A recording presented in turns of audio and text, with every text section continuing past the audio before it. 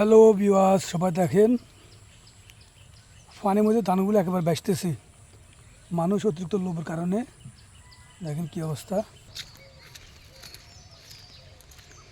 দেখেন ধানগুলা পানি থেকে সাঁকি সাঁকি করে তুলে রেখেছে। এখানে এগুলি সব ধান,